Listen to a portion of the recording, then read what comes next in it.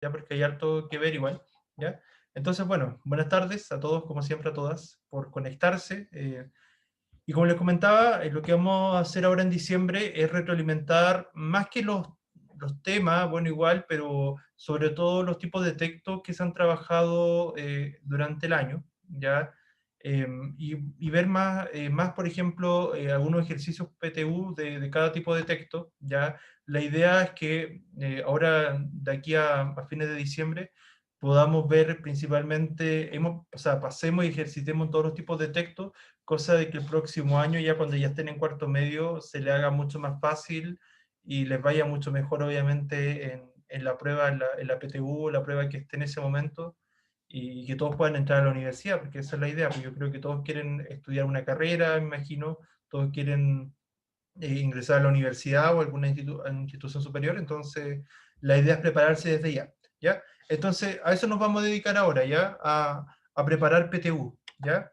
Entonces les voy a compartir ahora una prueba, ¿ya? Eh, para que más o menos vayamos viendo y vayan participando, ¿ya? Para que se animen, ¿ya? Denme un segundo mientras va cargando, ¿ya? Pero en general le ha ido bien, ¿cierto? ¿Cómo le ha ido este año en general, pese a todo las dificultades que yo creo que ha tenido para todos, ¿cierto? La pandemia, pero igual le ha ido bien, ¿o no? ¿Cómo sienten que están con la comprensión lectora en general? ¿Sienten que les cuesta todavía? ¿Tienen que aprender a ocupar más estrategia? ¿Ya?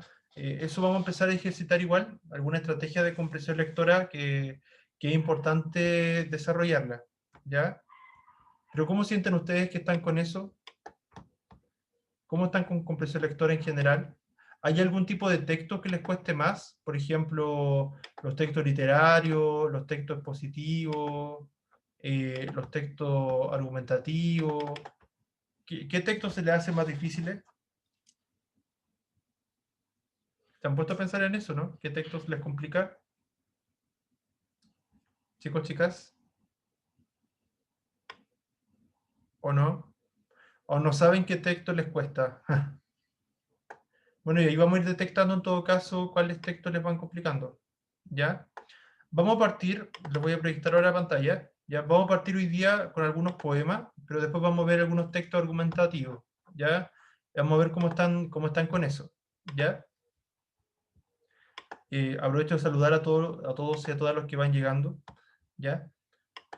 Bien, el primer texto es un poema, lo deberían poder ver ahí, se llama Amor de tarde, ¿ya? Y este, si no me equivoco, es de Mario Benedetti, ya poeta uruguayo, ¿cierto? Que su poesía, a pesar de muchas veces que pareciera que está escrita en palabras más simples, los mensajes de lo que escribe Benedetti son siempre muy potentes. Ya dice, presten atención. Amor de tarde. Es una lástima que no estés conmigo cuando miro el reloj y son las 4. Y acabo la planilla y pienso 10 minutos y estiro las piernas como todas las tardes. Yo hago así con los hombros para aflojar la espalda y me doblo los dedos y les saco mentiras. Es una lástima que no estés conmigo cuando miro el reloj y son las 5 y soy una manija que calcula intereses o dos manos que saltan sobre 40 teclas o un oído que escucha como ladra el teléfono, o un tipo que hace números y les saca verdades. Es una lástima que no estés conmigo. Cuando miro el reloj y son las 6, podrías acercarte de sorpresa y decirme, ¿qué tal? Y quedaríamos yo con la mancha roja de tus labios, tú con el tizne azul de mi carbónico. ¿Qué les parece este poema? ¿De qué trata? ¿Qué pasa acá en este poema? ¿Qué les pareció? ¿O no les pasa nada con este poema? ¿Qué dice? Acabo de llegar, estoy leyendo. Ya, muy bien. ¿Qué pasa con este poema? ¿De qué trata? ¿Qué está pasando acá? ¿Qué es lo que dice el hablante? Es como de tristeza, ¿no? Ya, tristeza, ¿por qué? Porque dice, es una lástima que no estés conmigo, Ujú. pero no sé si es algo de así como de pareja Ajá, o una persona, no sé si es como una pareja ajá. o puede ser otra persona, no está claro. Ya, sí, súper bien. Por ejemplo, yo creo que cuando a ustedes les gusta a alguien, yo creo que más de algunos o algunas se han enamorado o le ha gustado a alguien al menos, ¿verdad? Cuando, por ejemplo, no están con esa persona, ¿el tiempo les pasa rápido o lento cuando no están con esa persona? ¿Se les pasa rápido o lento el tiempo? Cuando no está cerca la persona que les gusta, por lo general, ¿qué creen que pasa? ¿Se pasará más rápido o más lento? ¿Qué creen ustedes? Rápido, profe. ¿Cuando no está? Lento. Sí. Ah, ya, yo creo que sí, ¿cierto? Y cuando están con la persona que aman o la persona que les gusta, ahí pasa más rápido, ¿cierto? ¿O no? ¿O qué les parece eso? ¿O no es así? ¿Qué piensan ustedes? Ya, acá al hablante no está con la persona que le gusta, ya no está con la persona que ama, ya, porque él probablemente podemos después deducir que está en su trabajo, entonces la hora le pasa muy lento, el tiempo le pasa muy lento, porque no está la persona que ama con él. Entonces dice, es una lástima que no estés conmigo, ¿verdad? Hay como una suerte de nostalgia. Cuando miro el reloj y son las 4, o sea que el tiempo avanza, pero muy lento. Y acabo la planilla y pienso 10 minutos y estiro las piernas como todas las tardes. Y hago así con los hombros para aflojar la espalda. Chicos, ¿hay alguien que tiene el micrófono activado? Por favor, que lo pueda desactivar. ¿Quién lo tiene activado? Parece, ahí sí. Ya, gracias. Como les decía entonces, ahí aparece el tiempo constantemente, ¿ya? Pero de todas maneras, claro, es porque el tiempo avanza muy lento. Después sigue pasando un rato y dice, es una lástima que no estés conmigo cuando miro el reloj y son las 5, y luego son las 6, y así, o sea, el tiempo pasa muy lento, ¿ya? Bien, Profe, ¿sí? es que acabo de llegar y no sé si ya pasó la lista. No voy a pasar asistencia porque todavía no se sube la plantilla, pero no hay problema. Después igual veo el reporte, así que no hay problema, ¿ya? Ya, profe. Ok, ya. Entonces, Bueno, ya yo, sigamos. yo creo que el problema trata de alguien que no puede tener a otra persona y se lamenta por eso y a través de su día a día tiene que enfrentarse a esa situación, por eso pone cuando está trabajando, cuando está escribiendo y se para mucho a pensar en esa persona y por eso el tiempo pasa tan lento. Exacto, ¿verdad? O sea, claro, cuando uno extraña a alguien, cuando uno está con esa nostalgia de echar de menos, extrañar a alguien, obviamente el tiempo pasa más lento, porque estás ansioso que todo pase muy rápido para ver a esa persona, ¿cierto? ¿Ya? Muy bien. Veamos las preguntas. Súper bien. Dice, una de las ideas que puede deducirse a partir del poema es, ojo acá, porque las preguntas siempre son clave, ¿ya? Todas las preguntas que ocupen palabras como deducir, concluir o inferir son preguntas de inferencia o deducción, ¿ya? Y la inferencia nunca está literal en el texto, ¿ya? Nunca son respuestas que tú vas a encontrar literales, pero sí te puedes apoyar en el texto para sacar una conclusión, ¿ya? ¿Qué podríamos inferir acá? La amada del hablante es imaginaria, el hablante trabaja como un contador, la amada suele ir al trabajo del hablante por las tardes, el hablante está considerando abandonar el trabajo que realiza. ¿Cuál será y por qué? Miren el poema. Un contador. Ya, ¿qué cosa nos podría llevar a pensar que es un contador, por ejemplo? Cuando dice, a ver, es que habla es que el ambiente en el que él se describe Ajá, es como de una oficina, ajá, de estar sentado en un computador y estar escribiendo. Entonces, ajá, exacto. yo me imagino si él, Sí, así se lo imaginó muy bien. Sí, súper bien, está muy buena la interpretación. De hecho, esa es la inferencia, que él era un contador. Pero busquemos la marca en el texto, ahí la estoy destacando. ¿Ya?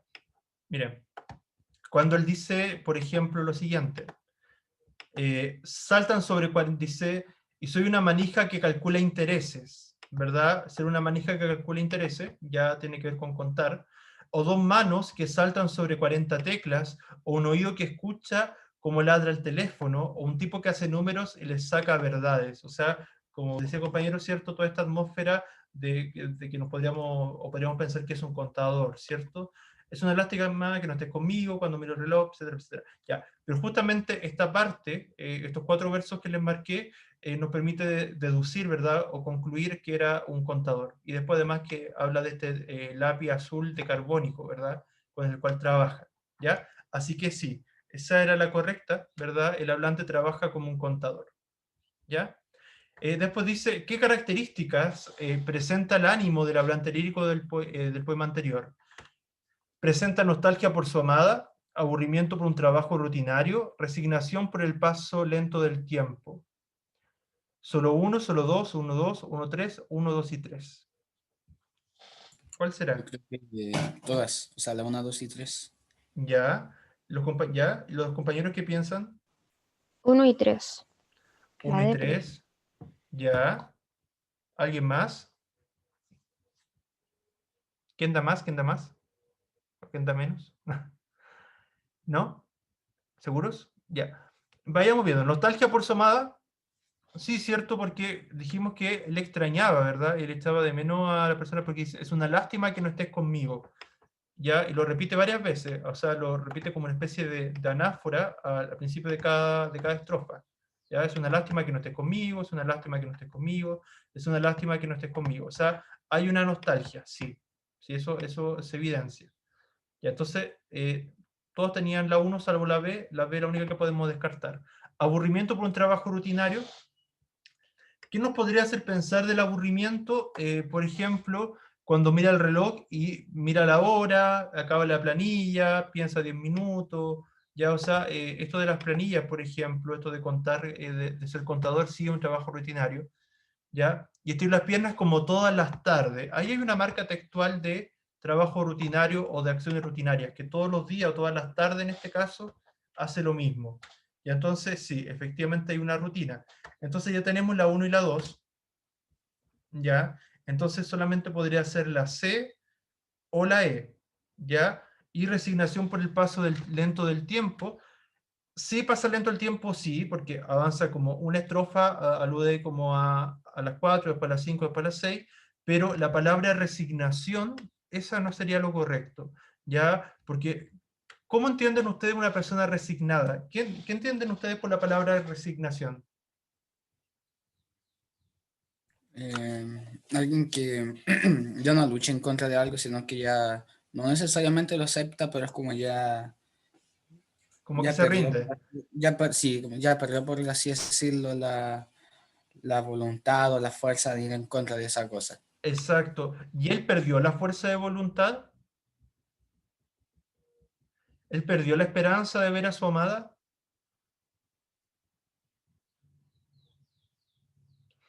¿Hay alguna frase, algo que nos permita decir que él todavía guarda esperanza de ver a su amada?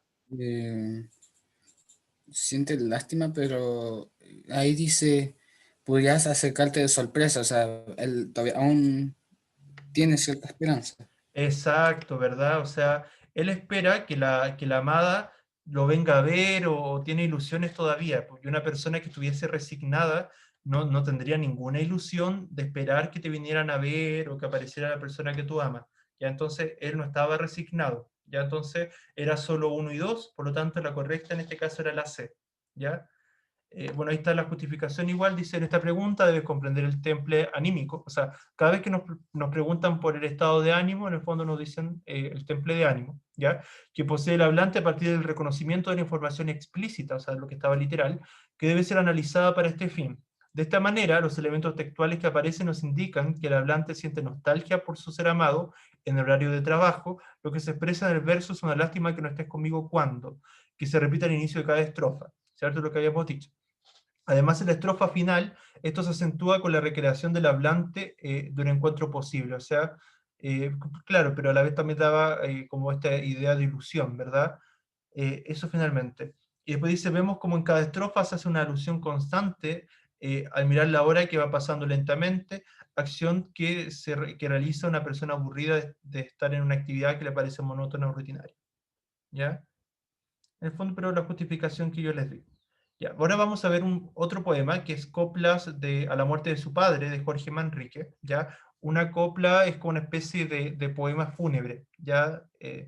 Dice, recuerde el alma dormida, avive el seso y despierte, contemplando cómo se pasa la vida, cómo se viene la muerte tan callando. cuán presto se va el placer, cómo después de acordado da dolor, cómo a nuestro parecer cualquier tiempo pasado fue mejor. Acá hay varios tópicos literarios, no sé si ustedes se acordarán de los tópicos literarios, que eran estos temas recurrentes de la literatura. Hay uno que se llama, acuérdense que casi todo viene del latín, hay uno que se llamaba illo tempore, o en aquel tiempo, o que significaba que todo tiempo pasado fue mejor, que ese es el tópico que predomina acá, ¿ya?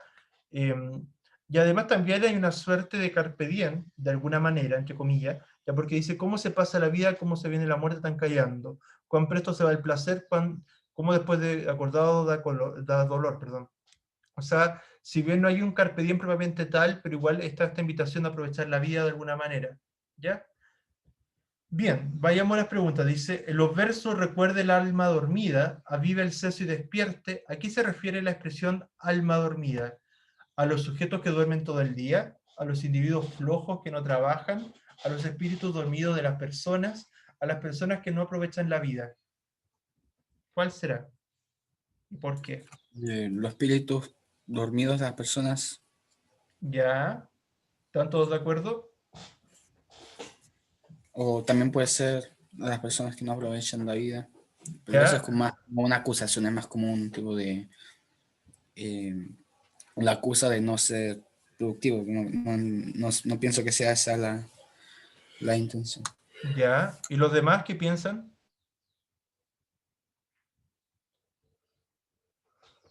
Ya. A ver, dice, recuerda el alma dormida, vive el seso despierte, contemplando cómo se pasa la vida, cómo se viene la muerte tan callando. Tan callando se refiere a que llega de manera silenciosa, sin avisar, sin aviso. Cuán presto significa cuán rápido se va el placer, ya.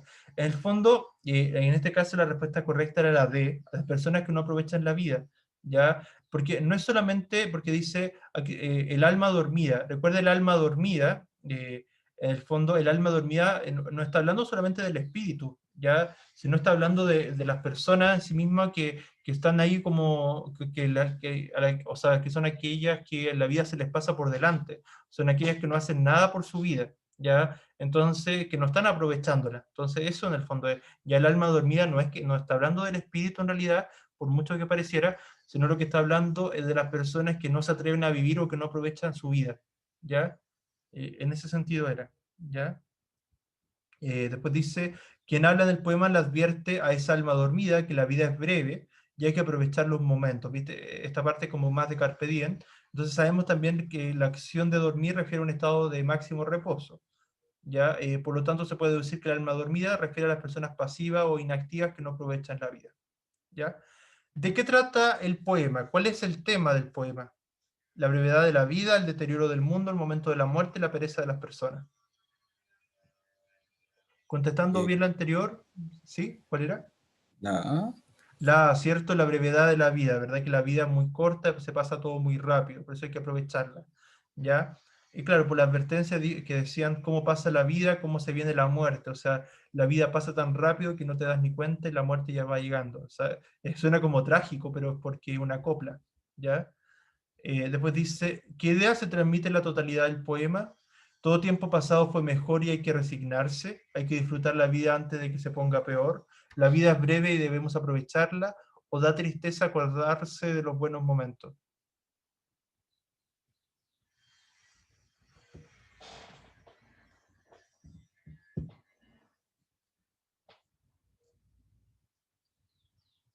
Si pensamos en todo el poema, ¿cuál es la principal idea que se transmite acá? ¿Es una idea de resignación? no, Ya, a ver, ¿da tristeza acordarse de los buenos momentos? ¿Causa tristeza eso? ¿Le causaba tristeza al hablante acordarse de los buenos momentos?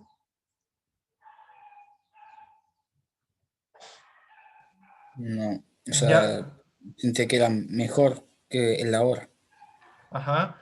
¿Y la No, vida, y la vida se va poniendo peor o no? O sea, por ejemplo, al llegar la muerte significa que se puso peor. mm, ahí hace una comparación con el pasado y el presente y dice que el pasado es mejor, pero no sé Claro. si lo de lo que la muerte, cuando se acerca la muerte es peor, no sé. Ujú. Claro, dice, como a nuestro parecer, cualquier tiempo pasado fue mejor, ¿ya? Pero no es que en realidad signifique que todo tiempo pasado fue mejor, sino que a nuestro parecer, o sea, según nosotros, según nuestro punto de vista, pareciera que el tiempo pasado fue mejor, pero no es una afirmación, porque lo dice en el fondo como que pareciera, ¿ya? A nuestro parecer, ¿ya? Entonces, en esa la más correcta era la C, la vida es breve y debemos aprovecharla.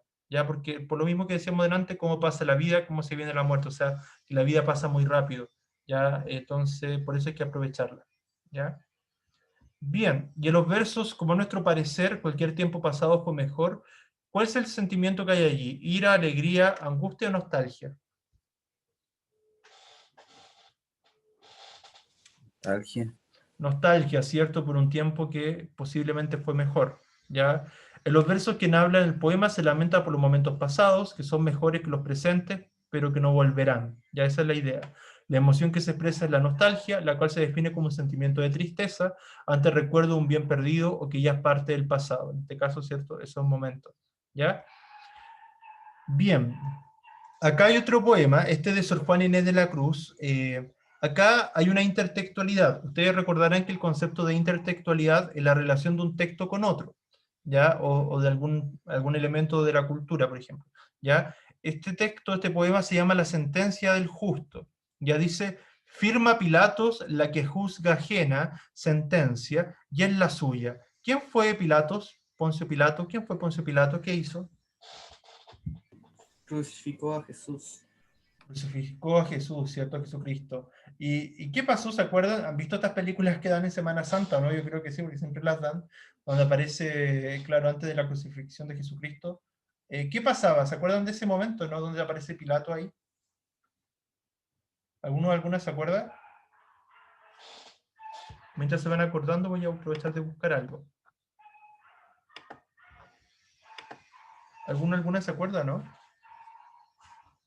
Ya, sí, él, claro, condenó al fondo a Jesucristo a la cruz, ¿verdad? A la crucifixión, ya que era por el castigo de blasfemia, en el fondo. De eso habían acusado a Jesús, por estas falsas, supuestamente falsas verdades, ¿cierto? Porque se declaraba ser hijo de Dios, ¿cierto? ¿Y con quién lo comparaba? Porque Pilato, antes él se lavó las manos que eso representaba simbólicamente, ¿cierto? Al pueblo, ¿verdad? O sea, representaba más bien en este caso que él le traspasaba o se liberaba de toda culpa y se las traspasaba la culpa al pueblo, que eran finalmente quienes lo sentenció, a pesar que él era el que tenía la última palabra, pero en el fondo se dejó llevar por lo que dijo el pueblo. ¿Se acuerdan qué fue lo que hizo él en realidad en un momento antes de crucificar a Jesús? Él comparó a alguien, tomó a otra persona. ¿Se acuerdan de ese pasaje o no? De la Biblia. O por lo menos por las películas. ¿Alguna se acuerda, no? Eh, eh, Comparado a la persona, no se refiere a cuando mencionó a las otras personas que iban a crucificar Ajá. y que en comparación a las otras, Jesús no la merecía. Exacto, ¿verdad? Si estaba como, si no me ¿A equivoco, eso se refiere? exacto, exacto. Si no me equivoco, era Barrabás, ¿cierto? Claro, que en el fondo estaba comparándolo con asesinos, en el fondo con esa clase de personas, y aún así la gente prefirió a ese tipo de gente, ese tipo de personas, por sobre Jesucristo, en el fondo. ¿Ya? Sí. Estaba buscando acá porque les quería leer ese pasaje, pero está cargando, está un poco lento para poder entender mejor el poema. Ya, se lo voy a leer mientras carga. Ya, denme un segundo. A ver si es que carga ahora. No, está muy lento definitivamente. Ya, voy a seguir con el poema entonces y después les proyecto el pasaje. ¿Ya? Sí. Bueno, en el caso de Sor Juana Inés de la Cruz, ella, claro, además de poeta, ella, bueno, es considerada una poeta mística, ya porque todos los temas que aborda en el fondo son temas que tienen que ver con la tradición cristiana, con la fe católica, ya, ¿cierto? Ella fue una monja de claustro, pero que Profe, cultivó, ¿sí? no está compartiendo. Sí, sí, no, no estoy compartiendo ¿No está porque, compartiendo sí, por- Ah, sí, ah, ya, sí, ya. no, sí sé, porque está muy lento el computador, por eso estoy, deme un segundo, está cargando de a poco. No se le estaba comentando mientras me aprovecha de cargar, porque no me carga, no me carga la presentación. A ver, dejen revisarla de nuevo. Sí. No, por eso les comentaba mientras tanto de Sor Juana, ya que fue la poeta, ¿cierto?, que escribió este poema. Ella tiene muchos poetas, o sea, perdón, muchos poemas, perdón, místicos, ya, que son más bien, todos que, claro, hablan de la tradición cristiana, hablan un poco del amor a Jesucristo, ya hay un tópico que es muy recurrente en la poesía de Sor Juana Inés de la Cruz, que es el tópico del siervo herido, ya, que donde ella se representa como, pero ese amor está muy presente en la tradición cristiana, porque generalmente muchos curas, muchos clérigos en el fondo de antes, escribían poesía y se presentaba ese tema, ese tópico, ¿ya? Ya, ahí lo voy a proyectar de nuevo porque ahora me cargó. Ya, ahí sí. Denme un segundo. ¿Ya? Bueno, en todo caso, si después no me carga lo de Poncio Pilato, lo invito a revisar un poco de él para que puedan tener mayor conocimiento de cultura general, ¿ya? Porque quería leer algunos datos interesantes, ¿ya? Bien. Repito entonces el poema. Dice, firma Pilatos la que juzga ajena sentencia y es la suya, o caso fuerte, ¿quién creerá que firmando ajena muerte, el mismo juez en ella se condena? La ambición de sí tanto la enajena, que con el vil temor ciego no advierte, que carga sobre sí la infausta suerte, la terrible suerte, quien al justo sentencia a injusta pena. Jueces del mundo, detened la mano, aún no firméis, mirad si son violencias las que os pueden mover de odio inhumano. Examinad primero las conciencias, mirad, no haga el juez recto y soberano, que en la ajena firméis vuestra sentencia. O sea, en el fondo, ahí lo que hace Sor Juana Inés de la Cruz es ejemplificar, ¿verdad?, de cómo a veces los que parecen actuar con justicia, o los encargados de la justicia, los jueces, por ejemplo, finalmente no la cumplen y finalmente castigan a los que son inocentes. Y en este caso, por ejemplo, representa la inocencia de Jesucristo y de cómo Jesucristo puede estar representado, o la imagen de Dios, representada en distintas personas, y por eso que en el fondo dice esta idea de que en el fondo estén, al hacer una mala sentencia, estén juzgándose a sí mismos también, ya estén sentenciándose. ¿Ya? Eso es lo que dice. Entonces después dice, la pregunta, ¿qué significado tiene la mención a la figura de Pilatos que se hace en los primeros versos? ¿Es ejemplo de un poder extranjero, violento e injusto? ¿Se presenta como ejemplo histórico de la figura del juez injusto? ¿Aparece como alguien cuyo destino nadie puede creer? ¿Representa a todos aquellos quienes actúan desde el odio? ¿Es el arquetipo de quien pierde la razón motivado por la venganza? ¿Cuál será la más adecuada?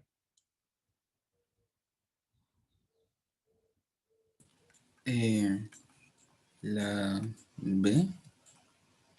Muy bien, esa es, súper bien. Se presenta como ejemplo histórico de la figura del juez injusto. O sea, Poncio Pilato como, claro, como un ejemplo histórico, ¿verdad?, de la injusticia del fondo. Ya en este caso la figura de este juez injusto para representar que con lo que le pasó a él, las demás personas, los demás jueces no cometan los mismos errores. ¿Ya?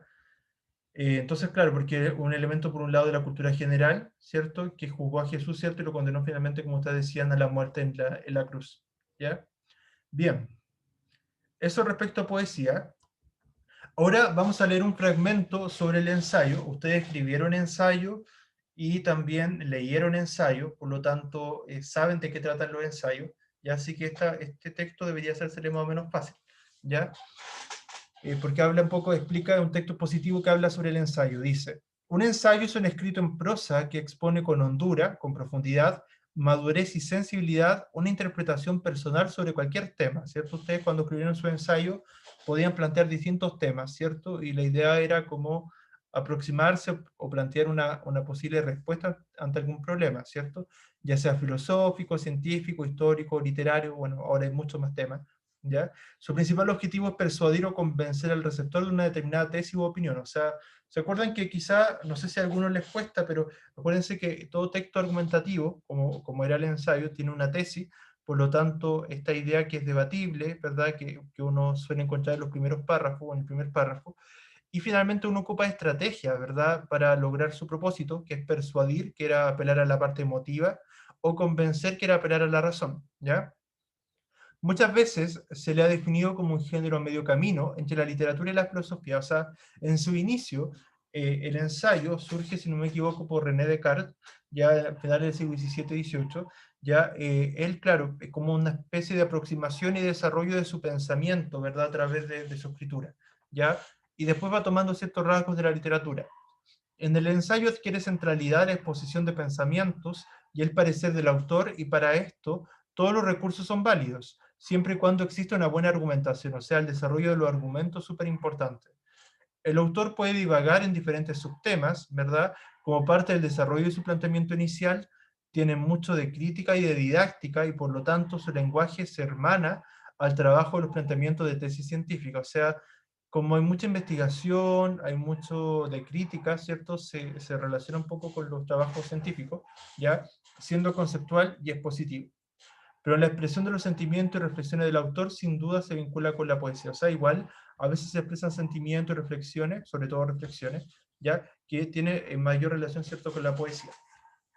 En la actualidad el ensayo está definido como género literario, pero en realidad el ensayo en su sentido más amplio es una serie de divagaciones, o sea, esta serie de rodeos, ¿verdad?, interpretaciones sobre un tema, la mayoría de las veces de aspecto crítico, en las cuales el autor expresa sus reflexiones acerca de un tema determinado, o incluso sin tema alguno. Lo que caracteriza y al mismo tiempo diferencia al ensayo de otros géneros literarios es que, como su nombre lo indica, es el acto de pensar algo, de ensayar un pensamiento. Ya por eso de ahí viene la palabra ensayo, de ensayar un pensamiento. Siguiendo el método crítico de pensamiento, es decir, evaluando, entregando juicios de valor, y dialogando, entregando los pros y los contras de lo planteado. O sea, ¿cierto? Lo positivo, lo negativo, y dar algún juicio de valor, analizando diferentes aspectos involucrados en el tema, explicando, describiendo, argumentando y demostrando. Finalmente, el ensayo aplica la no linealidad del pensamiento, esto es, que no necesariamente una idea deriva en otra, sino que a veces hay retrocesos, dudas, repensar un tema e incluso descubrir que era distinto como se pensó en una primera instancia. Todo este divagar puede quedar reflejado en un ensayo, o sea, que un ensayo no siempre es como lo vemos en la actualidad, de que uno acaba su tema y lo desarrolla ordenadamente, sino muchas veces en el ensayo uno puede volver hacia atrás, retomar una idea, porque está ensayando, está, como el nombre lo dice, o sea, la escritura es una escritura que está de alguna manera intentando interpretar un texto, una realidad, ¿ya? Sin embargo, en la actualidad los ensayos son mucho más mejor desarrollados quizás, ¿ya? En el último párrafo, esa es la pregunta. ¿Qué ideas se contrastan? Vean el último párrafo. Intenten responder la pregunta. ¿De qué ideas se contrastan allí? La clasificación actual del ensayo y la manera en que ha sido clasificado a lo largo de la historia. La clasificación del ensayo como género literario y la característica que lo distingue de los géneros literarios. El tratamiento que se hace de las ideas de los ensayos y el papel que juega la no linealidad del pensamiento, la divagación propia de los ensayos y la necesidad de desarrollar un argumento en torno a un tema, o el método crítico del pensamiento propio del ensayo y el estilo particular de los autores para expresar una idea. ¿Cuál será la más adecuada? ¿Qué se contrasta ahí? Acuérdense que contrastar es establecer diferencia entre algo, entre cosas.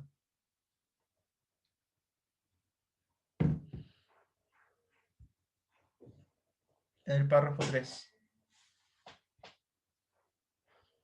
Para responder bien allí tienen que ser capaces de identificar la idea central de ese párrafo.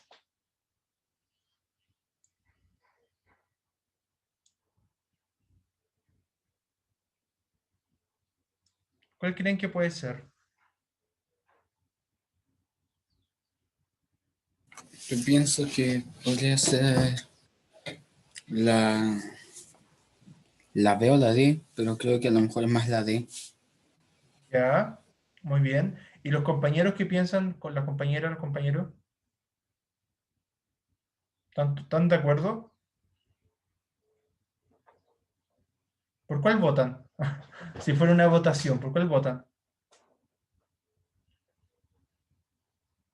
La idea es que obviamente justifiquen, o sea, sepan por qué responden algo, no al azar, no a la chunta. ¿Ya? ¿Los demás qué piensan, chicos, chicas? ¿Están de acuerdo con el compañero, no? ¿No? ¿O no les parece ninguna?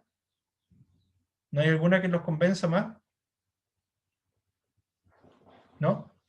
Sí, era la B, ¿ya? La clasificación del ensayo como género literario y la característica que lo distingue de los géneros literarios, ¿ya? Porque si se fijan, dice, en la actualidad el ensayo está definido como género literario. Te parte diciendo que así se definía, por lo menos lo que dice este ensayo, que se define de esa manera, pero en realidad el ensayo en su sentido más amplio es una serie de divagaciones, ¿ya? Y más adelante dice lo que caracteriza y al mismo tiempo diferencia el ensayo. Cuando ocupamos la palabra diferencia es sinónimo de contrastar, diferenciar o contrastar. Entonces, lo que caracteriza al mismo tiempo diferencia el ensayo de otros géneros literarios y que como su nombre lo indica es el acto de pensar algo, de ensayar un pensamiento siguiendo el método crítico de pensamiento. O sea, ahí está, ¿cierto?, cómo se diferencia, ¿verdad?, de otros textos literarios, ¿ya? Entonces, la más adecuada, y estaba prácticamente literal, era la B, ¿ya? La 9, la palabra interpretación. Según el texto, es importancia porque en el ensayo demuestra el entendimiento de un tema, estudio porque el ensayo se entrega un análisis exhaustivo sobre un tema, definición porque en el ensayo se aborda un tema que nadie había tratado, visión porque en el ensayo se ofrece una mirada personal sobre un tema, comentario porque en el ensayo se complementan las opiniones de otros sobre un tema. Entonces vamos al texto, buscamos la palabra interpretación, y dice... uy, no la encuentro. Ahí está arriba. Ahí está, perdón. Ahí me moví un poco la página. Ahí sí. Dice, un ensayo es un escrito en prosa que expone con hondura y madurez y sensibilidad una interpretación personal sobre cualquier tema. Ya repito, un ensayo es un escrito en prosa que expone con hondura, madurez y sensibilidad una interpretación personal sobre cualquier tema, sea filosófico, histórico, científico, histórico, literario. ¿Ya? Una interpretación sobre cualquier tema. Entonces, interpretaciones, importancia, estudio, definición, visión o comentario. Visión. Sí, cierto, visión, ¿verdad? Visión porque en el ensayo se ofrece una mirada personal sobre un tema, así es, está prácticamente literal. La 10 es, ¿a qué hace referencia la expresión el autor puede divagar en diferentes subtemas? Ahí hay que buscar esa expresión y entenderla en su contexto. Claro, si no me equivoco, está en el párrafo 3. A ver, si dice, en la actualidad el ensayo está definido como género literario, ya habíamos visto todo eso, pero en realidad el ensayo en su sentido más amplio es una serie de divagaciones, la mayoría de las veces de aspecto crítico, en las cuales el autor expresa sus reflexiones acerca de un tema determinado, incluso sin tema alguno. Repito, porque tienen que interpretar esa parte, tanto comprendiéndola en ese párrafo como en la totalidad del texto. En la actualidad, el ensayo está definido como género literario, pero en realidad el ensayo en su sentido más amplio es una serie de divagaciones, la mayoría de las veces de aspecto crítico, en las cuales el autor expresa sus reflexiones acerca de un tema determinado o incluso sin tema alguno. Tienen que interpretar eso, ¿ya? Para ver a qué se refiere. Se refiere a, el autor no es capaz de definir el tema y se enfoca en muchos aspectos con el fin de encontrar una respuesta. B, el autor puede pasar por variados temas, separándose del tema central que inicialmente planteó en el ensayo. C, el autor puede tratar muchos temas en un ensayo, ya que se le permite ser libre en la expresión de sus sentimientos sin importar el tema central. D, el autor no siempre tiene claro lo que quiere comunicar, por eso escribe de todo un poco. E, el autor del ensayo no se preocupa por desarrollar un tema, sino que establecer relaciones novedosas entre distintos temas. ¿Cuál será?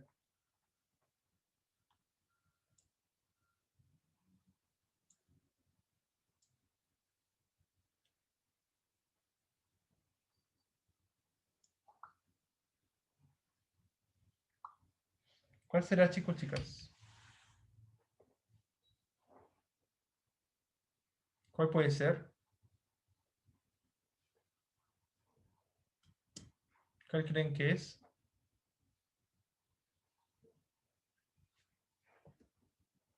¿Hay alguna que pueda justificar?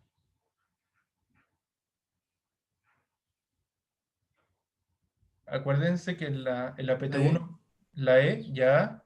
¿Alguien más? Acuérdense que en la PTU no van a tener más de 1 minuto y medio por pregunta. No pueden demorarse más de eso, si no, no van a alcanzar a responderla cuando les toque darla. ¿Ya? Yo creo El que es B o D. D. D, D. ya. Ya tenemos la D, tenemos la E. ¿Alguien da más?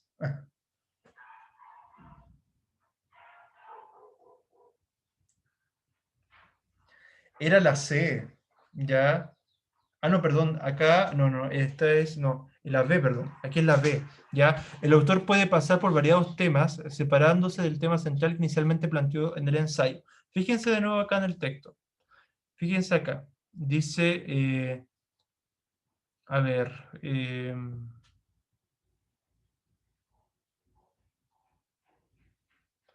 la actualidad el ensayo está definido como género literario, pero en realidad el ensayo en su sentido más amplio es una serie de divagaciones, la mayoría de las veces aspectos críticos, los cuales el autor expresa sus reflexiones acerca de un tema determinado, incluso sin tema alguno.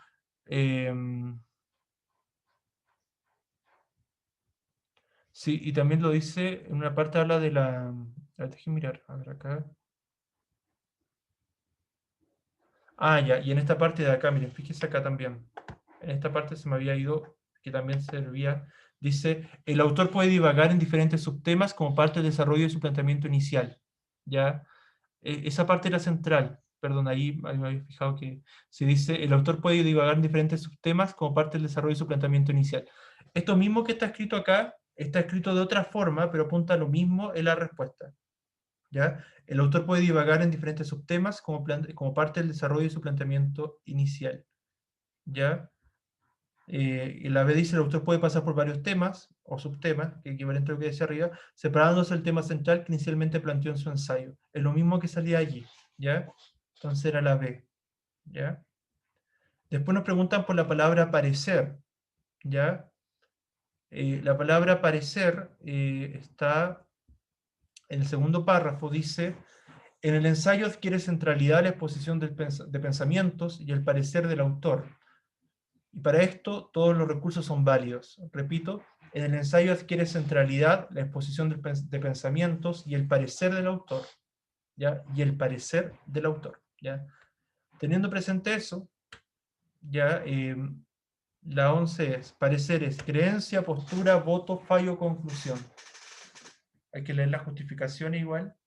Creencia porque en el ensayo se exhiben los valores espirituales del autor. Postura porque en el ensayo se expresa el posicionamiento del autor sobre un tema. Voto porque en el ensayo se manifiesta la inclinación del autor hacia una postura dada. Fallo porque en el ensayo se dirime un asunto polémico entregando argumentos. Conclusión porque en el ensayo se da respuesta a grandes problemas filosóficos. ¿Cuál será? Postura.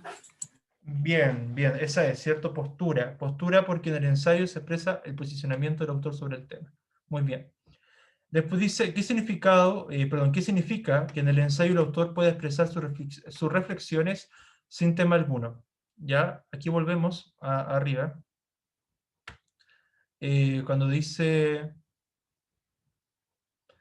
ya, al principio, en la actualidad el ensayo está definido como género literario, pero en realidad el ensayo en su sentido más amplio es una serie de divagaciones, la mayoría de las veces de aspecto crítico, en las cuales el autor expresa sus reflexiones acerca de un tema determinado, o incluso sin tema alguno.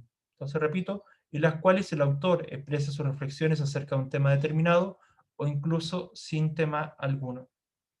¿Ya? Para esa... Entonces, expresar sus reflexiones sin tema alguno es, los ensayos pueden no referirse a nada, es difícil saber de qué nos hablan los ensayos pueden no tener un tema central, el autor no se preocupa de estructurar su exposición, el autor se concentra en expresar sus sentimientos.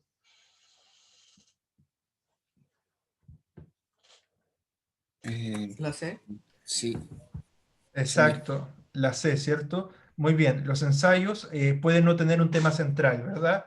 ¿Por qué? Porque dice, claro, que un elemento importante principal dentro del ensayo es el punto de vista, ¿cierto?, del escritor y su capacidad de argumentar las ideas. Por esta razón se infiere que la expresión sin tema alguno indica que mientras el autor de un ensayo puede estructurar sus ideas y argumentarlas, puede pasar por diferentes temas sin necesidad de centralizarlo en uno solo. O sea, lo importante en un ensayo no es tanto el tema mismo, sino más bien cómo desarrollas tú esa idea y cómo la argumentas, ¿ya?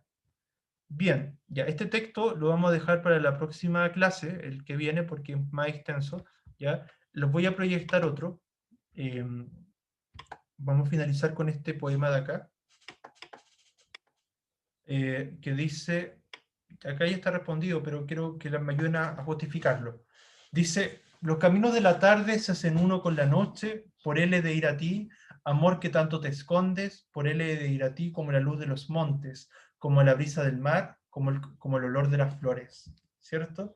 Ahí tenemos que el hablante del poema, ¿cierto? Está dirigiéndose al amor que se esconde, ¿cierto? Con este sentimiento de búsqueda constante del amor, ¿cierto? Y por lo tanto el tema central ahí es salir al encuentro del amor, ¿ya? Bien.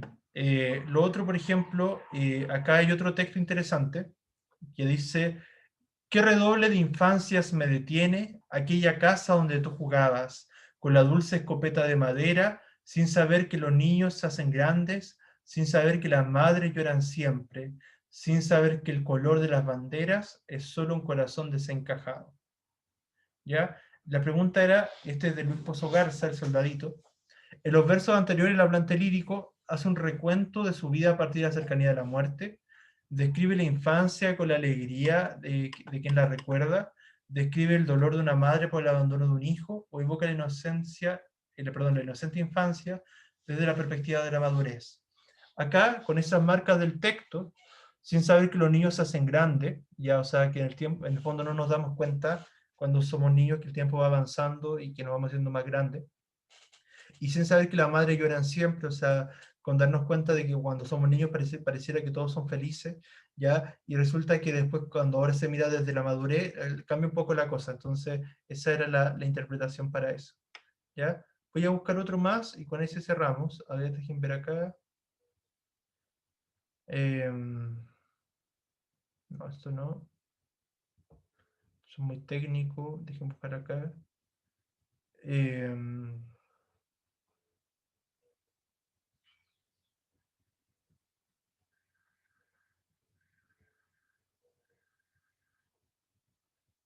Ya. Acá, ya, el sinónimo de la palabra sublime. Ya veamos esa. Ya con el siguiente texto, y con este cerramos, dice, este es de Miguel Hernández, poeta español. Ascensión de la escoba. Coronada la escoba de laurel, Mirto Rosa es el héroe entre aquellos que afrontan la basura. Para librar del polvo sin vuelo cada cosa, bajó porque era palma y azul desde la altura. Su ardor de espada joven y alegre no reposa, delgada de ansiedad por esa sol bravura, azucena que barre sobre la misma fosa, es cada vez más alta, más cálida, más pura. Nunca la escoba, nunca será crucificada, porque la juventud propaga su esqueleto, que es una sola flauta muda pero sonora. Imaginen cómo describe la escoba.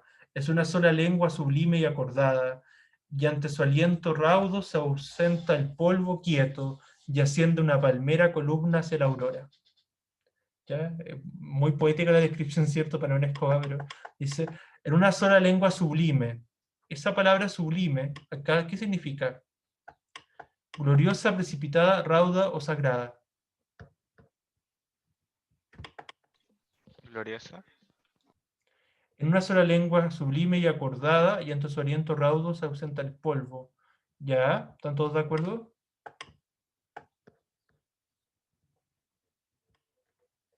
Veamos si hay alguna otra marca en el texto. La escoba nunca será crucificada, porque la juventud propaga su esqueleto, que es una sola flauta, pero sonora. Es una sola lengua sublime y acordada.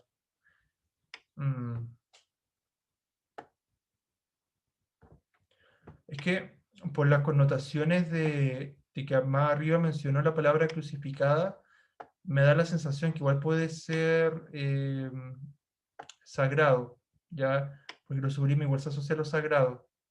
Ya, a ver, déjenme mirar acá. Coronada la escoba de laurel, ya, sí, está hablando en términos míticos. Por ejemplo, la corona de laurel Bueno, en el caso de la crucifixión era la corona de espinas, pero parece que igual, claro, igual acá hay como una relación con eso, ¿ya? Es el héroe entre aquellos que afrontan la basura, pero la corona de laurel también la entregaban en la tradición, en los griegos, ¿cierto? Cuando estaban en la Olimpiada, le ponían estas coronas de laurel igual, ¿cierto? Su ardor de espada joven y alegre no reposa, delgada ansiedad, pureza sobre bravura, su cena que barre sobre la misma fosa, es cada vez más alta, más cálida, más pura, y ahí está asociado el sentimiento de pureza. Nunca la escoba nunca será crucificada porque la juventud propaga su esqueleto, es una sola lengua sublime. Me da la sensación, por lo que les decía, que es sagrada, ¿ya? Esa sería la palabra, porque es como más precisa para todo lo que nombra en cada estrofa, ¿ya? Solamente por eso, porque habla de la corona de laurel, habla de la crucifixión, ya entonces como que habla de la pureza, entonces sí, y después hacia la aurora, ¿sí? ¿Ya? Bien, bien chicos, espero que igual le haya servido estos ejercicios de poesía, o recién ahora me puse a ver los comentarios. Ah, sí, pero no era necesario que, claro, no era necesario que pusieran presente porque como les decía yo puedo verlo después el reporte, ya no hay problema. ¿Y qué preguntaban? Profe, ¿Sí? profe, yo llegué un poco atrasado, así como unos 10 minutos. Eso como que Ah, ya, va a pero no. contar algo así. Sí, pues no, sí, sí, no hay problema, no hay problema. Bien. ¿Ya? Bien, ya, y si preguntaban si tenían la próxima clase, ¿cómo fue eso? ¿Alguien preguntó algo en el chat? La Florencia, profe, ¿tendremos próxima clase? Yo creo que sí, sí, sí. De hecho, hasta el 23 van a tener clase. Así que nos quedan todavía, Profe, ¿sí? pero ¿y de qué sirve tener clases ahora si ya se supone que terminamos con las pruebas finales? No sé, yo no planteé eso, así que buena pregunta. Ya, pero aprovechemos este tiempo para repasar PTU por último, porque así igual podemos, ya que tenemos que hacer Profe, clases, ¿sí? si uno terminó la prueba y todo, después igual pasa lista, corre la Sí, asistencia, ¿o no? sí, sí, sí, sí, está corriendo la asistencia igual, sí. ¿Aún Profe, así Para- terminaste el año? es que el año, claro, terminaron las notas, pero ustedes siguen con clases hasta el 23 de diciembre. A mi pero profe habían ¿cómo, dicho que hasta el... profe? ¿Por qué No, tanto? profe habían dicho que hasta el 4 nos desocupábamos y después no corría la asistencia. Sí, Sí, profe. dice que Eh, habíamos entregado todo, después quedamos yo desde el 4 creo, libres. ¿y quién les dijo eso? Había un comunicado que hablaba de los casos atrasados, el cierre de los que respondían Ya. todo Yo les y todo. sugiero, es que yo no tengo esa respuesta, porque a nosotros nos dicen que las clases son hasta el 23 de diciembre. Ya, yo les sugiero comunicarse con su profesor. ¿Quién es su profesor o profesora jefe? Es que ella dijo eso, porque, o sea, es como las clases normales que terminan yendo al final los que deben cosas y eso, pero es que encuentro que es como innecesario seguir haciendo clases o que corre la Em, asistencia si se supone que las notas de que corre nuestra asistencia también ya se